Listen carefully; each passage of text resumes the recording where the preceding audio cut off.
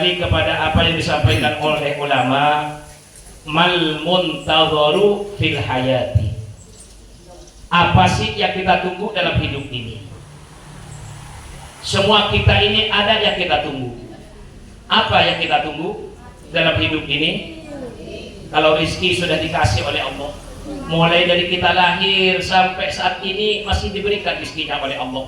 Contoh, kita masih bisa makan, kita masih bisa jalan, naik sepeda motor masih bisa beli bensin, yang naik mobil bisa beli bensin, bahkan yang jalan kaki juga masih bisa belanja. Rezekinya sudah ditentukan oleh Allah kepada manusia ini masing-masing. Tapi hanya satu yang ditunggu oleh kita adalah kematian. Ja'al mautu baghtatan.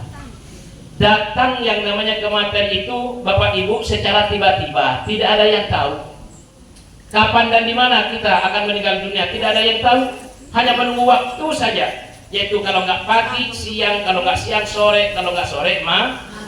Begitu seterusnya. Wa tilkal ayyamu nudawiluha bainan nas. Allah putarkan hari demi hari, waktu demi waktu itu kepada manusia dengan begitu cepatnya. Artinya apa? Yang kita tunggu hanya satu, adalah kematian. Nah, tugas kita sekarang ini, Bapak Ibu, kalau kita tahu bahwasanya yang akan kita tunggu adalah kematian, maka dzikrul maut qabla nuzulil maut. Ingat akan kematian sebelum mati itu datang merenggut nyawa kita semua. Maaf, Ampuraya, suka ingat mati enggak, Pak? Oh, suka ingat mati enggak? Yang muda-muda suka ingat mati enggak? Kalau yang lingsir mah udah pastinya. Oh, yang mas sadar sapun lingsir, mati sebentar lagi. Yang sering disampaikan oleh para tuan guru, wa umrina kisun fi kulli yaumi wa dambi zaidun kaifah timali. Umur kita ini semakin bertambah, semakin tua, semakin banyak, semakin tua. Baru kali ini saya dapat pujian dari tuan guru makmur, semakin banyak saya katanya. Apanya yang bacaan? Pakaiannya hijau, Pak Kiai. Kenapa? Manis, pakaiannya hijau. Oh, kata Pak Agus tadi imam katanya, saya mah umur udah tua tapi pakaian saya yang masih bajang karena kuning-kuning. Secara kebetulan saya hijau-hijau, padahal nggak janjian. Dasar, yaitu besti. Kalau hitam-hitam udah jelek. Subhanallah. Nah, umur ini Bapak Ibu semakin bertambah, semakin tua kita. Karena itu dengan umur semakin tua ini kita sadar bahwasanya kematian semakin dekat. Tidak ada manusia ini yang langgeng hidupnya di dunia sampai nanti hari kiamat. Waktunya la yastakhiruna sa'atan wa la yastaqdimun. Tidak akan pernah mundur, tidak akan pernah maju walaupun satu detik, pasti on time, tepat pada waktu yang telah ditentukan oleh Allah Subhanahu wa Ta'ala. Makanya kita ingat, kalau kita ingat dengan kematian Bapak Ibu, cenderung kita ini akan memperbanyak ibadah kepada Allah sebagai sangu, sebagai bekal. Kenapa? Yauma la yanfa'u malun wala banun illa man atallaha biqalbin salim. Ketika Allah pisahkan antara ruh dan jasad kita, badan kita sudah terbujur kaku, mandi sekarang, mandi sendiri, nanti kalau mati dimandiin apa mandi sendiri? Mandi sendiri apa dimandiin?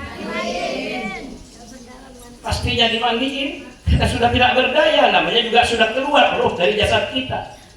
Kalau sekarang Bapak Ibu mau datang ke pengajian, milih baju yang mana yang harus saya pakai hari ini? Yang mahal apa yang murah? Yang warna biru apa yang warna yang lain? Dipilih. Kenapa? Karena masih mampu dan bisa untuk memakai pakaian sendiri semaunya hati kita.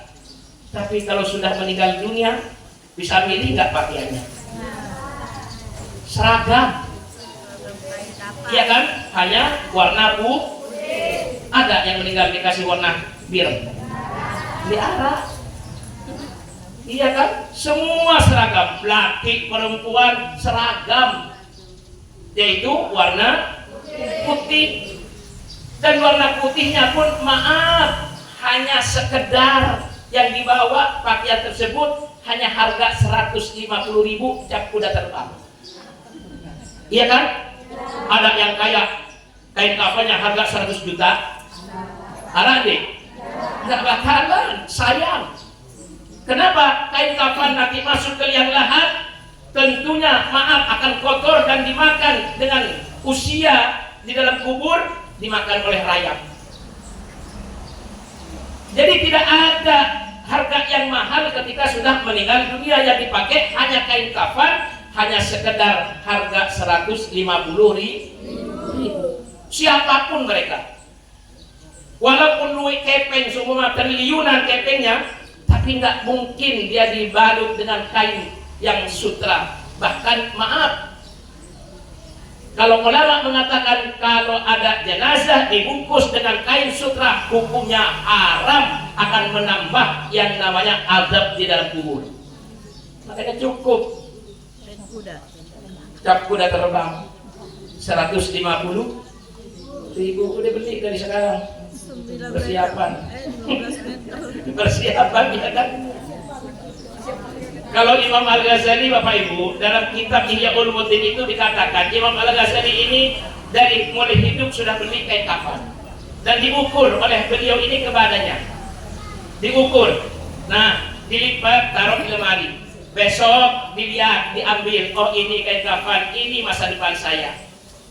Kemudian ditaruh lagi di dalam lemari, besoknya dilihat lagi, ini masa depan saya, ini pakaian saya yang sebenarnya. Ditaruh lagi, besoknya begitu juga. Kira-kira di sini Arandi yang begitu? Udah beli, liatin terus setiap hari. Enggak ada tipe kayak kita ini mau terus ingat dengan kematian. Makanya Imam Al-Ghazali itu mengatakan kalau seandainya diriku ini dalam sehari semalam tidak ingat dengan kematian, haram hukumnya saya menginjakkan kaki saya di buminya Allah Subhanahu wa Ta'ala. Coba. Tapi kalau kita kira-kira kadang seminggu ingat dengan kematian enggak? Kalau bilang jelo mah alhamdulillah. Ya. Kalau bilang jelo, cuma kadang kita ini seminggu kadang lupa enggak dengan kematian. Kadang sebulan baru ingat, baru kalau ada yang meninggal dunia tetangga kita baru kita ingat, oh yang mah nanti mati seperti mereka. Makanya ini satu-satunya yang ditunggu dalam hidup ini adalah kematian. Kalau kita tahu yang ditunggu oleh kita semua adalah kematian, mari kita perbanyak bekal untuk nanti ketika kita meninggal dunia. Sanggup kita perbanyak Bapak Ibu, bukan kepeng yang dibawa, bukan harta benda yang dibawa, bukan anak-anak keturunan kita yang kita banggakan yang kita bawa. Yang kita bawa adalah qalbin salim, hati yang selamat, yaitu dengan amal soleh yang dikerjakan selama hidup kita, termasuk kita sering datang ke pengajian. Dibeli pahalanya Ibu. Iya. Selain kita ini dapat pahala yang beli ini, sekarang kita lagi dikepung ini oleh malaikat. Malaikatnya karena kita nggak ngelihat. Malaikat ini penuh sekarang ngepung kita nih. Yang dari sana dikepung, yang dari sini dikepung, dari sini dikepung. Dilihat satu persatu, siapa sih yang ngaji? Oh, di situ ada namanya Bu Agus. Ah, di situ ada yang namanya Ina Imam. Di situ juga ada yang namanya Nurlia. Iya kan? Dilihat oleh malaikat itu satu persatu, dan malaikat itu tidak diem. Malaikat itu selain mengepung kepada kita, mintakan ampun kepada Allah. Ya Allah, jeluk niki Ina Imam, Ina Agus, ibu-ibu, bapak-bapak, Ina Ama, semuanya hadir di pengajian. Ampuni dosa-dosa mereka ya Allah. Maka diampuni oleh Allah Subhanahu. Luar biasa Bapak Ibu. Inilah bekal kita ketika kita nanti meninggal dunia. Yang lain mah zinatul hayatid dunya matruk. Semua hiasan dunia yang kita miliki saat ini akan ditinggalkan. Yang dibawa hanya amal soleh. Nah sekarang orang yang meninggal dunia. Apa sih yang ditunggu kalau orang yang meninggal dunia? Kira-kira ada nggak yang ditunggu oleh orang yang meninggal dunia? Ada. Kalau kita yang hidup, yang ditunggu hanya satu, adalah kematian. Tapi bagi orang yang meninggal dunia, yang berada di alam kubur, yang berada di alam barzakh, yang ditunggu arak teluh. Yang ditunggu. Orang yang meninggal dunia nih, nggak percaya, coba deh mati. Kalau nggak percaya, ibu percaya mau enggak pasti mati ibu, pasti mati bapak. Nah kalau orang sudah berada terkubur di dalam kubur, berada di alam barzakh, yang disebut al-qabru masiratul ula lil akhirah, merupakan perjalanan pertama, gerbangnya untuk menuju ke alam akhirat. Ada 3 yang ditunggu. Apa yang pertama? Yang pertama yang ditunggu oleh orang yang meninggal dunia adalah datangnya hari kiamat. Tuh. Mereka yang berada di dalam barzakh itu saling berbisik antara roh yang satunya dengan yang lainnya. Padahal mereka ini sedang berkumpul di alam barzakh, misah-misah seperti sekarang ini, disatukan oleh Allah di satu tempat yang disebut dengan alam ruh, alam barzakh. Mereka ini mengatakan kapan datangnya hari kiamat, kapan datangnya hari kiamat. Terutama adalah yang berada di dalam kubur, yang mendapatkan azab kubur, yang mendapatkan siksa kubur. Dia kepingin cepat datangnya hari kiamat. Ditanya terus kapan datangnya hari kiamat. Badan saya sudah remuk, badan saya sudah nggak kuat lagi, roh saya sudah nggak kuat lagi karena penuh dengan siksaan. Setiap detik disiksa. Seakan-akan kalau seandainya hari kiamat datang selesai, padahal tidak. Baru ini perjalanan pertama untuk menuju ke alam akhirat. Dia bertanya kapan datangnya hari kiamat. Tapi maaf, kalau dia punya amal soleh, berada di dalam kubur, mendapatkan nikmatul qabri, kenikmatan di dalam kubur, naum kanawil arish, dia tidur seperti tidurnya pengantin baru. Pengantin Mau ya, buatnya belum pulang kali. Saya mau dilupa. Ya kalau dapat nikmat kubur Bapak Ibu, ya Allah, nggak ada musim telih, nggak ada musim panas, semuanya enjoy, senang terus. Namanya juga pengantin. Subhanallah. Tuh. Tapi kalau nggak punya amal soleh, ya Allah kapan cepetin ya Allah datangnya hari kiamat. Tapi kalau yang punya amal soleh, rajin ibadah kepada Allah, ngaji gak pernah ketinggalan, sholat alhamdulillah, puasa dikerjakan dengan khusyuk selama bulan suci Ramadan, ditambah dengan puasa sunnah, zakat dikeluarkan karena sudah sampai pada haul dan nisabnya, mampu berangkat menunaikan ibadah haji, minimal ibadah umroh, berinfak, bersedekah luwe, gak sayang-sayang. Ini kadang-kadang ya Allah, bila mau berinfak bersedekah, ya maaf, tidak semuanya. Tapi kalau yang rajin-ngaji begini, alhamdulillah, udah dapat pahalanya ngaji, dapat pahala berinfak dan bersedekah. Apalagi nanti tanggal 4 Rabiul Awal itu ada yang namanya haul akbar, yaitu haulnya al-maghfirah dato loh. Udah niat dari sekarang, oh masih ada waktu 15 hari lagi, saya akan kumpulkan. Insya Allah saya kalau diberikan rezeki oleh Allah akan nyumbang 1 juta. Oh, Amin. amin. Ya Rabbal. Kalau banyak berinfak dan bersedekah Bapak Ibu, ya Allah, nanti di alam akhirat itu dia punya sanggup, sudah punya bekal. Makanya dia dalam alam kubur tersebut mendapatkan kenikmatan dalam kubur. Maka benar dengan doa yang sering kita dengarkan dari para tuan guru, ij'al qabrahu raudhatan min riyadil jinan. Dijadikan oleh Allah kuburan yang sempit tersebut, kuburan yang peteng tersebut, kuburan yang diarak cahaya, diarak dila tersebut, jadi satu taman dari taman-taman surganya Allah Subhanahu. Itu yang pertama yang ditunggu oleh orang yang hidup, orang yang mati adalah datangnya hari kiamat. Yang kedua, apa yang ditunggu oleh orang yang sudah meninggal dunia, yang sudah berada di alam barzah, di alam kubur. Sak kedua adalah ad-du'a minal hayati, yaitu doa dari orang yang hidup. Tuh, doa. Dia sudah nggak bisa ngapa-ngapain, ibadah sudah enggak. Kenapa? Sudah terputus amalnya. Hanya 3 yang terus mengalir. Yang pertama adalah sedekah jariyah, yang berinfak bersedekah untuk pembangunan masjid, pembangunan mushola, santren, majelis taklim, sarana ibadah kepada Allah. Itu yang selalu mengalir. Yang kedua, au ilmin yuntafa'u bih, ya selama hidupnya mengajarkan ilmu kepada kita semua, dan ilmu diamalkan, ilmu yang bermanfaat, maka pahalanya mengalir kepada orang yang meninggal dunia.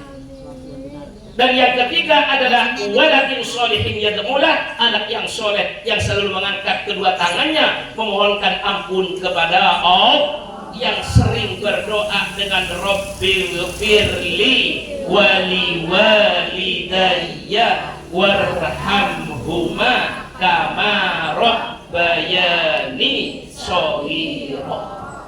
Itu doa pendek, kita hafal Bapak Ibu. Jangan lupakan setiap kita habis sholat. Kenapa kita lahir ke dunia ini? Karena wasilah perantara kedua orang itu. Dan sekarang kita yang jadi orang tua. Bagaimana kita ini sekarang susah payahnya mencari nafkah, memberikan kasih sayang kepada anak-anak kita, yaitu dari hasil bekerjanya kita. Kita sekarang kalau enggak didoakan oleh anak-anak kita, betapa ruginya Bapak Ibu sekalian. Terutama nanti ketika kita meninggal dunia. Makanya yang ada di alam barzah itu hanya menunggu siapa yang doakan saya. Apakah anak-anak saya mendoakan saya? Apakah keluarga saya mendoakan saya? Apakah saudara-saudara saya mendoakan saya? Nah, di situ yang ditunggu hanya doa dari yang hidup. Kalau kita ini sebagai anak, orang tua kita sudah meninggal dunia, kita doakan Rabbi firli wali walidayya warhamhuma kama rabbayani shaghira. Itu orang tua kita yang berada di alam barzah itu mendapatkan kiriman paket yang utuh. Coba maaf, ibu punya anak, katakanlah kerja entah di Peraya atau di Lombok atau sampai ke luar negeri, ke Malaysia, kemana, ke Saudi. Kemudian ibu dikirimin HP yang paling bagus, Apple, harga 15 juta. Senang nggak kira-kira? Ya nggak dikirimin yang namanya HP barang, tapi dikirimin kepeng. Nggak banyak dikirimin kepeng, 25 juta. Senang nggak? Senang. Begitu juga dengan orang tua kita. Ketika dia sudah berada di alam barzah, sudah tidak mampu lagi untuk ngapa-ngapain, kita kirimin doa dengan paket yang utuh. Rabbil firli wali walidayya warhamhuma kama rabbayani shaghira. Orang tua kita tersenyum, senang dia mendapatkan kiriman paket doa dari yang hidup. Tapi kalau nggak ngirimkan doa, dia menunggu dan menunggu, akhirnya seperti antri sembako. Ruh itu seperti antri sembako. Dalam kitab Ruh diterangkan, ya, roh ini yang nggak dapat kiriman dari anaknya, dari keluarganya, doa, dia antri karena ingin mendapatkan dari saudara-saudaranya yang seiman seagama, seperti antri sembako. Kalau seumpama di desa Kelepuh ini, Bapak Kepala Desa dan Kadus sudah mengumumkan besok hari Senin BLT akan turun, silahkan ambil antri di kantor desa. Jam 8 sudah dimulai. Kira-kira berangkat dari rumah jam berapa? Ayo, jam 6, jam 5, minimal jam 7 baru berangkat, ya kan, minimal. Tapi rata-rata jam 6 sudah jalan. Kadang maaf, di nyampah, bawa kue doang ke kantor desa, nyampahnya di kantor, dan tidak peduli mau panas, mau desak-desakan, bodoh amat, yang penting dapat BLT 600.000. Iya kan? Ya seperti itu. Kalau roh orang tua kita yang ada di alam barzah itu nggak kita kirimin doa, nggak dikirim paket doa, maka dia antri seperti antri sembako.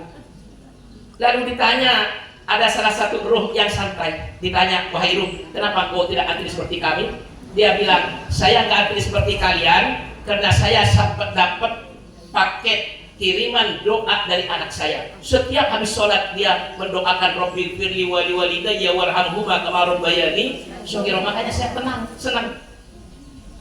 Tapi satu ketika yang tadinya nggak antri ikut antri dan ditanya oleh roh yang lain, kenapa sekarang antri? Kata dia, saya sudah tidak lagi dikirimin doa oleh anak saya, makanya saya antri seperti kalian.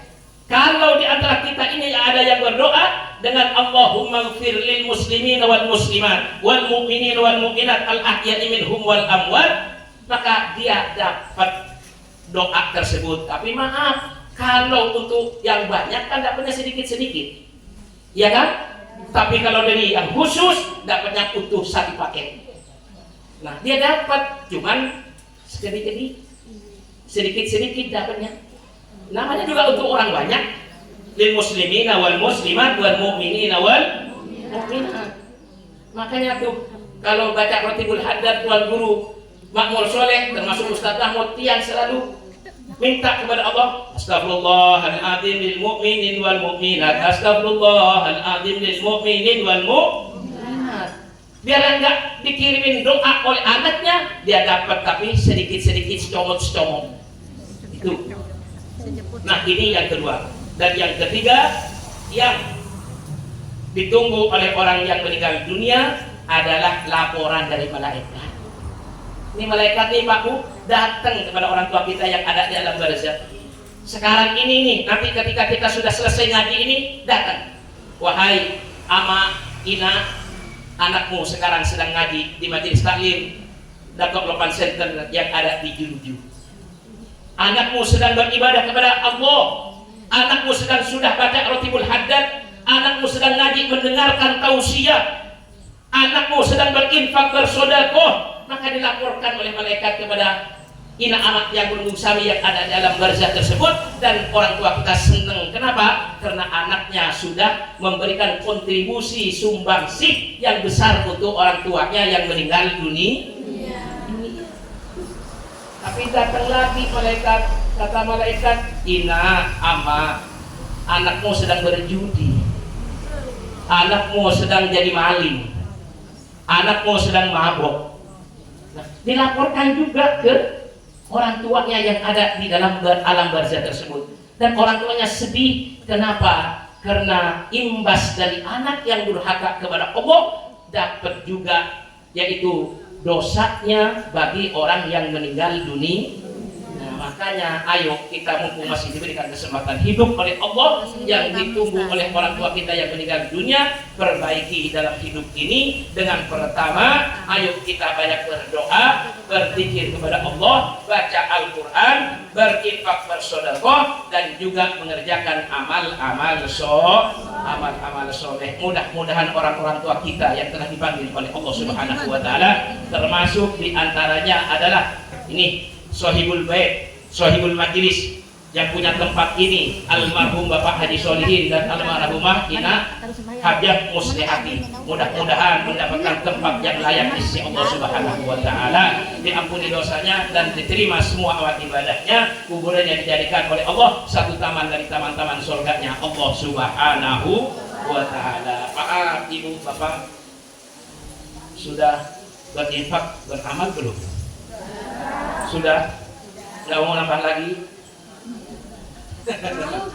Iya, kalau ada dengan ikhlas nih, mudah-mudahan kita semua sehat walafiat, panjang umur, diberikan rezeki yang halal yang banyak untuk bekal ibadah kita kepada Allah Subhanahu wa taala. Amin ya rabbal alamin. Mungkin ini saja dari saya, mudah-mudahan yang sedikit ini bermanfaat. Matur dan biasa itu nas ampura agung-agung sinampura wal afwa minkum. Wassalamualaikum warahmatullahi wabarakatuh.